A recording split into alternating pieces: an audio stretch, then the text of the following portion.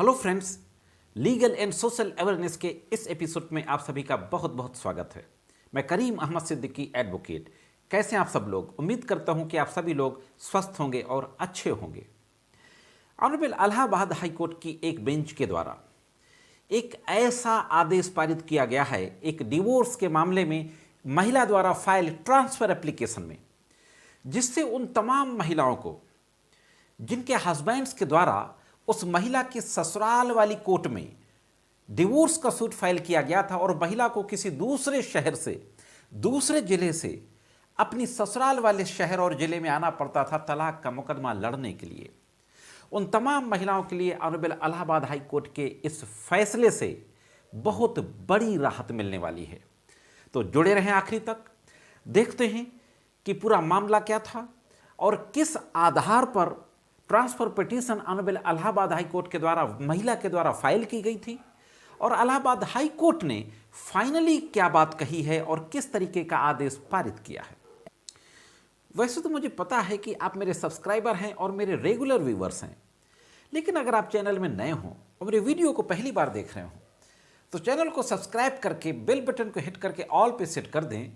और अगर वीडियो में दी जाने वाली कानून की महत्वपूर्ण जानकारी आपको अच्छी लगती हो तो मेरे वीडियो को लाइक और शेयर भी करते रहा करें, जिससे कि कानून की महत्वपूर्ण जानकारियां ज़्यादा से ज़्यादा लोगों तक पहुंच सकें और लोग कानूनी तौर पर जागरूक हो सकें।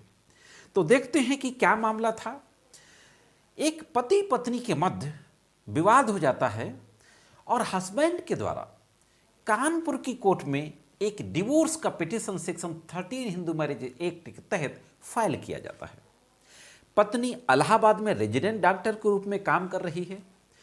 पत्नी के द्वारा इलाहाबाद हाई कोर्ट के समक्ष एक ट्रांसफर पिटीशन लगाई जाती है और कानपुर की फैमिली कोर्ट से उस डिवोर्स के मुकदमे को प्रयागराज यानी इलाहाबाद के फैमिली कोर्ट में ट्रांसफर करने के लिए निवेदन किया जाता है। और जो ग्राउंड लिया जाता है ट्रांसफर एप्लीकेशन में वह यह है, महिला के द्वारा यह कहा जाता है कि मेरे परिवार में कोई नहीं है जिसके साथ मैं तलाक के मुकदमे में एपियर होने के लिए कानपुर के फैमिली कोर्ट में जा सकूं। मैं बिल्कुल अकेले हूं, अपने परिवार में कोई भी फैमिली मेंबर मेरे साथ कोर्ट जाने के लिए नहीं है।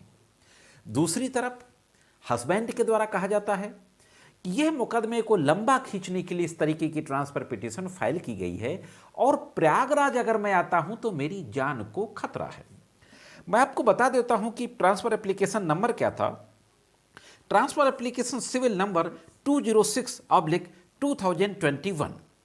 इसमें जो सुना जाता है ऑनरेबल जस्टिस विवेक वर्मा की बेंच के द्वारा इस मामले की सुनवाई की जाती है और फाइनली जो जजमेंट पारित किया जाता है वह दिनांक 25 नवंबर 2021 को जजमेंट पारित किया जाता है। अभी लेटेस्ट ही जजमेंट है। तो इस तरीके से पत्नी अपनी बात कहती है कि मेरे परिवार में कोई भी ऐसा मेंबर नहीं है जिसके साथ मैं कानपुर फैमिली कोर्ट जा सकूं केस में अपियर होने के लिए। और हस्बैंड के द्वारा कहा जाता है कि यह प्रयागराज में टेम्परेरी तौर पर काम कर रही है और मुकदमे को लिंगर ऑन करने के लिए ट्रांसफर एप्लीकेशन फाइल की है और प्रयागराज में अगर मैं जाता हूं तो मेरी जान को खतरा है।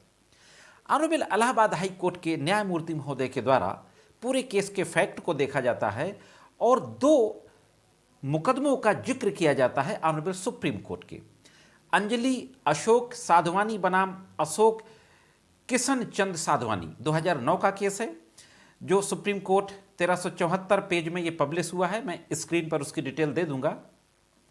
दूसरा केस है फातिमा वर्सेज जाफरी सईद हुसैन परवेज जो AIR 2009 सुप्रीम कोर्ट 1773 पेज में ये पब्लिश हुआ है। इन दोनों केसों का जिक्र किया जाता है। एक पैरा भी कोट किया जाता है ऑनरेबल इलाहाबाद हाई कोर्ट के बेंच के द्वारा और उसके साथ साथ दोनों रूलिंग्स के एक एक पैरा को कोट किया जाता है। एक और केस ला ऑनरेबल सुप्रीम कोर्ट का सुमिता सिंह वर्सेज कुमार संजय, ये AIR 2002 सुप्रीम कोर्ट 396 पेज में पब्लिश हुआ है। इन तीनों केसेस की डिटेल को देखा जाता है। ऑनरेबल सुप्रीम कोर्ट ने तीनों केसेस में क्या कहा गया है उस बात को कोड किया जाता है और यह कोड करते हुए फाइनली यह जजमेंट दिया जाता है कि चूंकि पत्नी का जो ग्राउंड है वह सिरे से नकारा नहीं जा सकता है। पत्नी का जो यह आधार कि मेरे परिवार में कोई नहीं है जिसके साथ मैं फैमिली कोर्ट कानपुर में केस को अटेंड करने जा सकूं, इस बात में कोर्ट को लगा कि बात सही है और उसने ये समझा कि यह एक मजबूत बात कही गई है।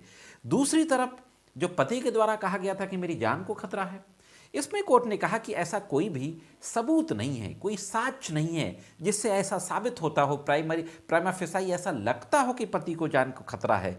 ऐसी स्थिति में न्यायालय ने, दूसरी तरफ न्यायालय ने प्रयागराज और कानपुर आने जाने वाले खर्चे की भी बात की, लेकिन खर्चे के संबंध में कहा कि खर्चा तो न्यायालय से दिलाया जा सकता है। जो असली बात है वो यही है कि उसको कानपुर जाने के लिए प्रयागराज से कोई भी फैमिली मेंबर साथ नहीं है। फाइनली इलाहाबाद हाईकोर्ट के बेंच के द्वारा 25 नवंबर को यह आदेश दिया जाता है कि प्रधान न्यायाधीश फैमिली कोर्ट इस मामले में लंबित पत्रावली को प्रयागराज न्यायालय के समक्ष स्थानांतरित कर दे। यानी पत्नी की बात मान के डिवोर्स की पिटीशन जो हस्बैंड के द्वारा कानपुर फैमिली कोर्ट में फाइल की गई थी, उसको प्रयागराज की कोर्ट में ट्रांसफर करने का फाइनली आदेश पारित कर दिया जाता है ऑनरेबल इलाहाबाद हाई कोर्ट के द्वारा। और ग्राउंड आप समझ लीजिए, पत्नी का यह ग्राउंड कि मेरे परिवार में कोई भी फैमिली मेंबर नहीं है, पत्नी के परिवार में उसके साथ कोर्ट आने के लिए किसी का उपलब्ध ना होना वैवाहिक मामले के स्थानांतरण के लिए एक अच्छा ग्राउंड है, अच्छा आधार है। यह finally honourable Allahabad high court ने होल्ड करते हुए पत्नी के पक्ष में डिवोर्स के मुकदमे को ट्रांसफर करने का आदेश पारित कर देते हैं। तो यह थी एक महत्वपूर्ण जानकारी। इससे मैं समझता हूं कि उन तमाम पत्नियों को डिवोर्स के मुकदमे जिनके बीच में पेंडिंग है किसी दूसरे शहर में, बहुत बड़ी राहत मिलने वाली है। यह थी एक महत्वपूर्ण जानकारी जिसको मैंने आप तक पहुंचाया इस वीडियो के माध्यम से। यह जानकारी कैसे लगी कमेंट्स करके जरूर बताएं। आज की वीडियो में सिर्फ इतना ही। मिलते हैं किसी अन्य वीडियो में कानून की कुछ अन्य जानकारियों के साथ। तब तक कानून की विभिन्न तरीके की जानकारियों के लिए देखते रहें legal and social awareness. Unacademy एक ऐसा ऑनलाइन एजुकेशन प्लेटफॉर्म जहां पर आपको कंप्लीट पैकेज मिलता है और भीड़ से अलग दिखकर अपने जुडिशियल ऑफिसर बनने के सपने को पूरा कर सकते हैं। अनअकैडमी एक ऐसा प्लेटफॉर्म है जहां पर आपको प्लस सब्सक्रिप्शन भी मिलता है जो स्ट्रक्चर्ड कोर्स के रूप में होता है। अनअकैडमी के प्लेटफॉर्म पर जो एक्सपर्ट एजुकेटर्स होते हैं, लॉ प्रोफेशनल्स, उनके द्वारा आपकी क्लासेस ली जाती हैं। यहाँ पर टेस्ट सीरीज भी होती हैं, लाइव टेस्ट क्विजेज वगैरह भी होते हैं, लाइव इंटरेक्शन होता है during the live class. Unacademy YouTube judiciary पर भी आपको लॉ की क्लासेस मिल जाती हैं। अनअकैडमी पर रैपिड रिवीजन की सीरीज चलाई जाती हैं। एक्सपर्ट एजुकेटर्स के द्वारा रैपिड रिवीजन सीरीज के साथ साथ जुडिशरी के एग्जाम्स से रिलेटेड आपको प्रॉपर गाइडेंस प्रोवाइड किया जाता है। अनअकैडमी पर टेस्ट सीरीजेज भी स्टार्ट हो चुकी हैं, फ्री टेस्ट सीरीजेज स्क्रीन में आपके सामने डिस्प्ले है, आप नोट डाउन कर सकते हैं। अनअकैडमी में आपको समय समय पर T20 मॉक टेस्ट भी के प्रोग्राम्स भी मिल जाएंगे, मॉक टेस्ट लिए जाते हैं। पूरा डिस्प्ले आपके सामने है, आप नोट डाउन कर सकते हैं। यहाँ पर जो लॉ के कोर सब्जेक्ट्स हैं उन सब की क्लासेस ली जाती हैं, जिसमें constitution of India, Indian penal code, Indian criminal procedure code, contract act, Indian evidence act, Hindu law, Muslim law, jurisprudence और लोकल लॉज, इन सारे लॉज की क्लासेस को यहाँ पर लिया जाता है। अनअकैडमी का जो पेड सब्सक्रिप्शन है वो अगर आप 1 महीने का लेते हैं तो आपको थोड़ा सा ज़्यादा पड़ेगा, लेकिन अगर आप 24 मंथ का ले लेते हैं तो आपको बहुत ह्यूज डिस्काउंट मिल जाता है। 1 मंथ, 3 मंथ, 6 मंथ और 18 मंथ और 24 मंथ के सब्सक्रिप्शंस यहाँ पर अवेलेबल हैं। तो ये थी अनअकैडमी जहाँ पर आपको कंप्लीट पैकेज मिलता है आपके जुडिशरी एग्जाम्स की प्रिपरेशन के लिए।